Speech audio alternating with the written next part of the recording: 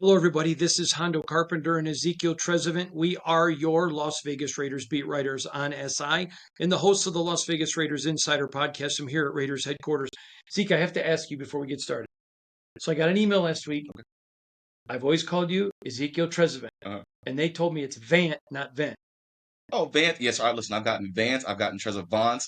I've gotten a lot of them. So yes, it all works. Okay, Yes, good. sir. I'm just making sure because Yes, sir. we've been working together Yeah. now. This is our third season. Yes, 100%. Man, oh man, alive, this guy's great. Yes, sir. Okay, got a lot we want to dig into.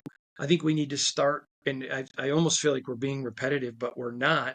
We just talked to Pete Carroll. We just talked to Ashton Genty. We just talked to Geno Smith. Had a great talk with AJ Cole. Good talk with Delmar, DJ Glaze, the Mule. Talked to Yes. Kobe, Yes. Jacoby. Talked to a lot of guys. So on every podcast since Sunday, we've talked about Ashton. Mhm. They load the box. Yeah. They were not going to let him run. Mhm. And he didn't. Yeah. I mean, he had to that touchdown run was a great run considering all that he faced. Yes. But his blitz pickup was amazing. He did so many things right. I would love your thoughts because outside of the building, oh, well, I'm not impressed. What? Yeah. I mean, literally after the game, I'm sure you saw it on social media. Raider fans, well, not too much to get excited about. Ashton didn't have he had a great game. Yeah. Your thoughts? Well, I think if you look at the numbers, obviously, I think it was 38 yards off the top of my head. Excuse me. It didn't look all that gaudy in terms of numbers, but if you look at the impact, a lot of his runs made and a lot of his, obviously his pass blocking made, it kind of speaks for itself. I mean, even I think it was the first run of the game. I believe he went for 9 yards, right? So it might have only been 38, but almost every time he touched the ball, he either fell forward or he made a positive play one way or the other. So yeah, you want more yards, but he helped them win. And then you also got to think about this, just him being back there as a legitimate threat to run, Mhm. the threat alone is basically how they won the game, because in the second half they went heavy play action. If you don't have the threat of a running game, the play action does not work.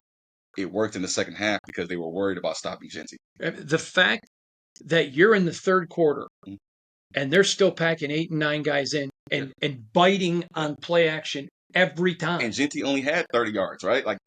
Put it in that perspective. He only had X amount of yards and they were still biting on every play action, and he didn't even have that many yards on the ground. So that shows you the kind of respect that the defense had at just the threat. The last two seasons, that threat was not there. Okay, now I want to talk about something Chip Kelly did that I thought was genius. And Chip took a lot of criticism, which made no sense to me because he would kept doing runs. The point is, if you don't do the runs, Yes. then there's no threat. Exactly. But the fact that you're going to keep running them, they know this guy can break Yeah. one. Hey, stay up there. We have to focus. We can't let him beat us. So I loved what Chip did. He made them stay honest. You had to stay honest, and you had to pick your poison, basically, right? Every defense, no matter what team you're on, you want to take away either the pass or the run. It was clear that those guys wanted to take away the run, and they were going to go all out to stop it. Well, okay, play action, throw it over your head. Second half of that game. Yeah, I thought it was brilliant. All right, let's talk about another guy I thought was brilliant, Jacoby. Yes. I mean, played there, Yeah. and he everyone knows this situation. I had a good talk with him about that. And we're going to have the video up later. But here's a guy, he could hold out and cripple this team. Mhm. Teams are, I don't know about this week, but I know as of last week, teams are still calling and wanting to trade. Raiders are like, no, he's not available. Phenomenal performance. Just his separation, his ability to get separation once he caught the ball. No diva. Yeah. Not holding out, showing up, working. This is quickly turning into a situation for Spike. Yeah, and you hit it on the head in terms of the no diva, but you were speaking off the field. I think you saw that on the field as well on Sunday. You would just look up and Jacoby's there, open, 10 yards here, 20 yards there, whatever it may be. Not a whole lot of hoopla around him. Just I'm open, get me the ball. I make the plays that are coming my way. The thing I liked about Jacoby against the Patriots is that he stayed within himself. I mean, he had a lot of reasons to be hyped up. First game after you requested a trade, you're going back to the team that you led for 3 individual seasons in a row in terms of receiving yards. He had a lot of reasons to get hyped up in the moment. He stayed within himself, still made an impact.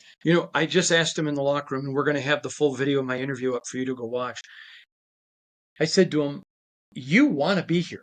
Yeah. You love your teammates. You love the organization. You're performing well. His exact words are, yes. But they got to want me too. Yeah. And here's the thing that doesn't make sense to me. Help me if you disagree. You could have traded him this offseason for significantly bigger than a 4. Mhm. Okay? So you keep him. No problem. He's part of the plan. You don't resign him, which he wasn't even looking for anywhere near 30 million, and the top market is way above 30 now. Okay? He wasn't even near. I believe this is Hondo opinion, but it's opinion, and you can tell the people who are in BS. Do I not talk to people who Yes, are in the know? very much so. I think they could have got him for a 2-year, $40 million extension, 2-year, 50 easily. Yeah. And with all your cap space, you front load it. So there's almost no damage in year 2 and year 3. If he goes and he continues to perform, you're going to get a 4th-round compensatory pick, which is after the 4th. Mhm. So it's technically a 5th. Yes. And let's face it, their 4th-round track record, max. Yeah. But all the rest aren't performing at the level that he is. It's not making sense to me. And unless there's an injury, Yeah.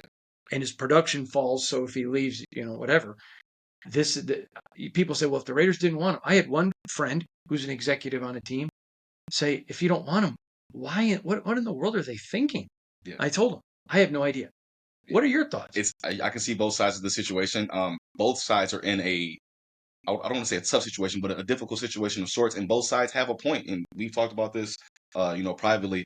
I can see, where Jacoby's every player wants to make the most amount of money that they can while they can make it. This is a business for the players as well.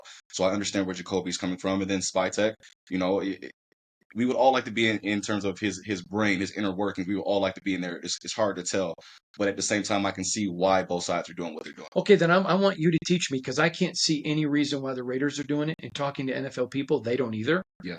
Because if he's not part of your plan and he's producing, why do you not get rid of him then for more compensation than what you'll get at the end of the year? My best guess is because they're looking at because those picks are going to impact the future, and I think they're heavily, heavily, heavily worried about this season. Okay. Yeah. So all right. I think because you're right. If you look at it in terms of year 2, year 3, year 4, it really does not make sense. So then you ask yourself, how many moves has Spytek made since he got here that makes no sense, right? Done. That's what I'm saying. So there has to be something there to it. And he absolutely deserves all the credit for that. And I think what your answer is that Spytek and Carroll, yeah, they're worried about year 2, year 3, whatever it may be, but they are worried about get this off the ground, and then we'll figure out the rest. And I think Jacoby was part of getting year 1 off the ground. All right. Because it's really the only thing because like you said, right, there's way more reasons that this does not make sense than does. And that's the only thing that I can think of is, hey, come hell or high water, this first year is going to be great. And that's what they're trying to do. All right. Interesting point there, and it's good of it. But I just think it's amazing. The guy wants to be here, Definitely wants to be here. performing at a very high level. Great locker room asset. And here's the thing: every new wide receiver contract ups his cost. Yep, 100%. 100%. It doesn't make sense. All right. It still doesn't make sense to me or people in the NFL. It makes sense to you and Spytek, and that's all that matters. Because I don't think Spytek's worried about my opinion. Mine either. Well, no, you agree with him, so I'm sure you're worried about your go green, John. All right. So let's turn now to I just asked Pete a question. That was the best all-around coaching job I've seen in my 6 years of covering this team. Phenomenal coaching job and we got to get our attention to the Chargers. But when I think Pete was a little surprised that I asked him about it, but what were your thoughts? I mean, you're a fan.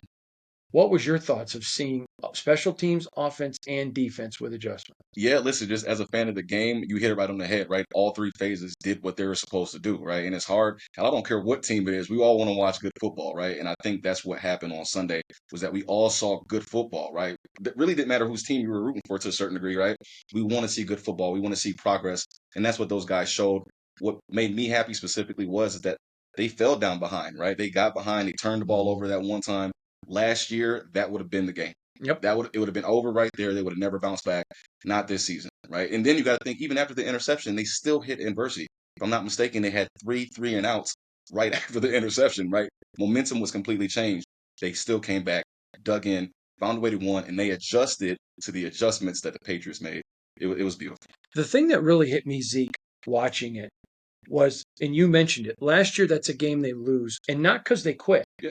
But I think guys would almost start trying too hard. Yes. And when you try too hard, there was mistakes. They were walking off the field, arms around each other, Yeah. talking. There was no panic. Not at all. Not at all. And there were times last year where the panic would kick in, right? And you could almost see it coming, right? The first thing that went wrong last season, it was like everything was going down here. Hill. Last week it just seemed like, hey, it happened. Let's move on. The game is still within reach. Let's just move on to the next play. And that's what you got to have in the NFL. It's a long game every Sunday. Yeah, I agree with you 100%. All right, I want to switch angles here a little bit. Let's talk about Max. I mentioned this yesterday. You know, Whitney Houston's my favorite singer of all time. Okay. A cappella, she didn't need music, just phenomenal. And she's so good that I think she gets overlooked as among the greatest singers. Mhm. That's Max. This guy is performing at a level that it's almost so good it's being overlooked. What am I missing? Yeah, no, that's what happens with some of your dependable players, right? In any sport, right? When somebody's so dependent or so dependable, sometimes you overlook it, and that's Mhm. where that's where we are with Max, man. And he pops, man. Every time you think, okay, maybe this time he won't off the screen, Max shows up one way or the other, either directly or indirectly. He's making an impact. Lined up all over the field on Sunday. I mean, how can you not like what you saw? Thomas Booker.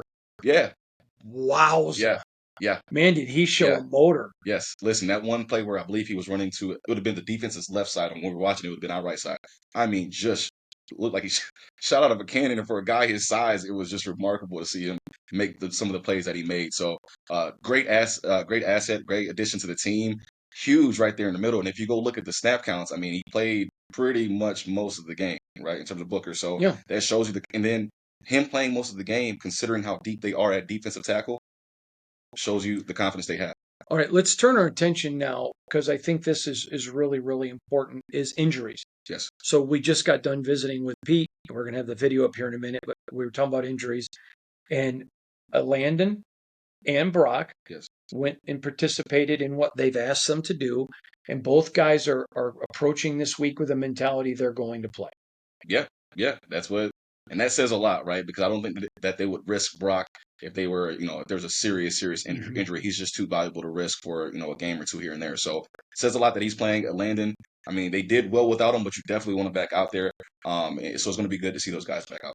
No, I was surprised because Sunday after the game and Monday, and I think Wednesday, I was told by people, yeah, they expected Brock. Mhm. There was some trepidation with Landon. Landon might be a madman. Okay. He might. Most people that elbow injury might have kept him out, but I think Landon might just be a madman. He's just a machine. I think if he plays Sunday, I'm just going to tell you, we're changing his nickname to the Cyborg. Yeah, listen. Go ahead and wrap that bad boy up. I think he wants to play, regardless of if he should or not. I think Landon, just based on what we've seen, my guess is he wants to play on Monday. All right, let's talk about Pete Carroll. Very comfortable in his skin. Yes. I felt bad for him today. Several of us wanted to talk about the rivalry with Jim Harbaugh. He started with me. No rivalry. None. Okay, he didn't want to talk about it. And then and this is what I love about Pete. If you keep asking him, he'll eventually talk about it. Yeah. And I mean, it's a fun rivalry. There's a lot of respect, but it's like any rivalry. Yes. You it's there. You can. Yeah. This is one thing. Now, I know I'm a lot older than you, but this is something I have learned in covering the NFL and other teams. The more they downplay it, the bigger it is. The bigger it is. Yes. Agree or disagree? Yeah, you can see Pete's face as soon as the first question came in. It was like, I knew that question was coming. So, and I know more questions about it are coming as well. So you're right. It's a true rivalry. Sometimes we use that word and it's not really a rivalry or it's a one-sided rivalry. Here, I mean, you go back and look. I mean, both coaches have won, both coaches have lost, and there have been some words exchanged after games and things of that nature. So it's fun to watch. And Monday night, Pete's birthday, is going to be even more fun to watch that rivalry. All right. Now, we talked about, again, I don't remember who asked the question. You may remember about evidently Jimmy Harbaugh in his presser yesterday talked about he doesn't get a postcard or something from Pete. It was either Harry or Paul Gutierrez, one of the two. All right. So Paul Gutierrez or Harry Ruiz. And Paul writes for the Raiders team site, and Harry is the Spanish voice. But on the radio, he talked about what I mean, he made fun of the card thing, but not making fun of Jim. Right. Here's the whole deal: if you think Jim Harbaugh or you think Pete Carroll, and I know both men, don't want to win, and aren't going at this thing. They want to beat each other. There's a lot of respect. It's personal. It's very respectful between the two, and you can tell it because even when listening to Jim talk about it a little bit, right? You can kind of hear the jokes go back and forth between the two. The respect is there, but you can tell underneath all that respect is I want to beat him. Yeah. And I will tell you, one of the things that really told the respect was Pete made a very serious comment today. He goes, "I'd love to be teammates with him, to have played with him." Yeah, they and Jim said it, and then Pete was like, "Yeah, it goes both ways." But again, they both would want to be each other's teammates because they beat each other, right? They know the other guy has the goods. Yeah. All right. So let's break this down. I know that, by the way, congratulations. Zeke is doing the Game Day podcast every week now. You're going to be doing Monday morning, 6 o'clock in the morning. You're Pacific time, 9 o'clock Eastern. His pod will go up before the game. It goes up at 6 p.m. Eastern and 3 a.m. Pacific on a normal Sunday game. But congratulations to you, Zeke. So let's break this down. You're going to give your prediction on Sunday. But to me, when you see how aggressive the Chargers were, okay, now I want to make this point abundantly clear. I like Justin Herbert. Great kid. Great kid. I think he's a good quarterback. Yes, sir. I don't think he's this elite quarterback that everyone is trying to paint him to be. And that's not a slam. He's been in the league long enough to have demonstrated that. Okay, now, I thought last week was the best game he's ever played. That was an elite game. But one elite game doth not make a great quarterback. 100%. So for me, when you look at the pressure that Jesse Minter brought, the defensive coordinator, if you're the Raiders, you're like, okay, we just beat this in New England. Yeah. Okay, you want to stay in there? We'll throw it around. There's so many weapons. I almost feel like it would behoove the Bolts to not be as aggressive. Go with the 4-man front, 7 DBs, and then try to new. What's your thought? Well, I agree with you, but it excuse my excitement, but that's the conundrum that these guys are going to put you in. It really doesn't matter what you play. They have something that can combat that, and then they have the play caller that can figure you out too. So, Chip Kelly's bag is deep. We've been saying it. So whatever you want to do, I promise you, he has an adjustment upon an adjustment to figure you out.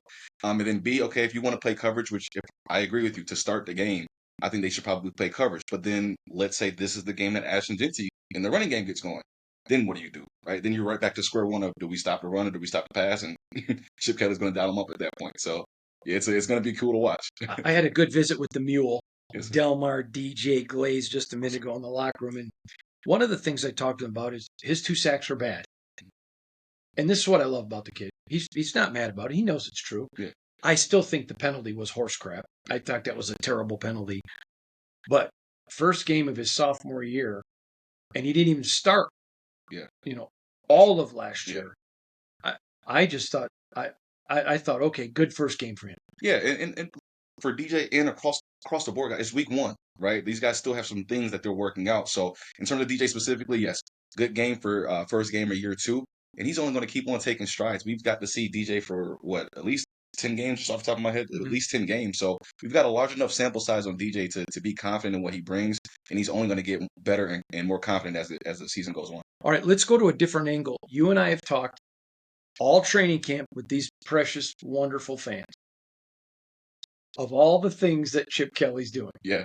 Now, if you disagree, feel free to speak up, but I thought he showed about 15% of the playbook on Sunday, maybe. Hey, listen, I don't even know if he showed that much, man.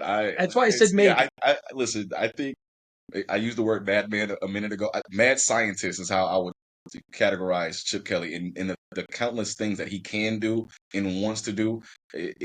Sunday was the tip of the iceberg, is what I'll say. Sunday was the tip of the iceberg. If you like Sunday, yeah, that was the tip of the iceberg. You're going to like what's coming. It's like, hey, if you go to a restaurant, you like the appetizer, you're like, okay. That was the appetizer, 100%. Now, one other quick question for you is, and this is what I find to be fascinating. There were a couple times in the game, and don't say it because we don't want to give away schematics, okay, where he did a couple things, and I saw fans on social media, what is he doing? And I know that you were thinking, and I was thinking, oh, he's setting up X, Y, and Z. He's setting up the Chargers, the Oh Commanders. yeah. Oh my God. Look at what he did here, So because there are things we know. And there was one particular play where I'm like, ooh, ooh, ooh, he's going to do this new thing. And he didn't do it. And I'm like, and I thought, oh, he's setting them up. listen, and even deeper than that, there are some things that he had ran that I don't think we had really seen in practice before, and I'm convinced it was he knows. Obviously, other teams are going to be looking at that film. He might not even run it against those teams, right? But they just spend X amount of time and X amount of hours practicing for something that they're never even going to see. That's just as productive as anything else, right? Them wasting time on things that they're not going to see. So Chip, I know he's smart. That bag is deep. Just get ready, guys. Just get ready.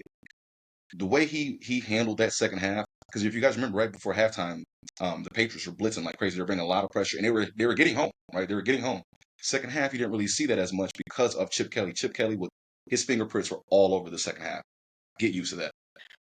So, two more things, and we're going to let you guys go. But I thought Patrick Graham and Tom McMahon, just, again, best coaching job I've seen. Yes. The adjustments everywhere. Listen, Patrick Graham. I'm talking about dialing them up, man. Between the pressures, between the stunts, between I mean, every level of the defense was performing well, and they were working together. That, in terms of the defense specifically, that is what they have in mind, right? Because they know they have their weaknesses on the back of the defense. But guess what? Pressure these guys the right way off the front four, or how many ever you want to bring, everything's going to work in unison. Sunday, again, offense, defense, special team. That was the appetizer, guys. All right. So let me go to my final one with you, because I think it's a big one. And I think it's something that is really germane. In that locker room afterwards, Pete talked about, this is why we work so hard, and the winning. Yes. And winning is contagious. I learned that from Nick Saban. And all of a sudden now, there is a spirit in this building that we have not had in a long time. I'm going to tell you this. It feels like when Rich Bisaccia first took over and they won a couple of games. Mm-hmm. There's confidence. Yeah. There is, I've had more than one person say, man, we didn't play well, and we still found a way to win. There is, and it's in its infant stages. Yes. But it's tangible, isn't it? You can feel it. You can feel it. You can feel it. And that is why Monday night is huge. It's huge. If they can win that game, I mean, it's gonna pop. Everything's gonna explode if they can win. And even if they don't, right? They're 1-1. You can still move on. Don't get me wrong. But go 2-0, win the home opener. You can feel it already, right? You can see it in those guys really during. You can see their confidence building during that game. First quarter, second quarter, third quarter. They're like, oh, we can do it. Oh, what our coach is calling is working. Let's keep doing it. So it's fun to watch these guys grow, and they're just getting started. All right, so let's go to another subject, and this is because it still parallels off of it. I said last week that the fans needed that win more than Pete Carroll. Yeah. Okay? They get it. Mm-hmm. Now they come home. If this was the Bears, they would not have the home field. Mm-hmm. Bears fans just travel here. Yeah.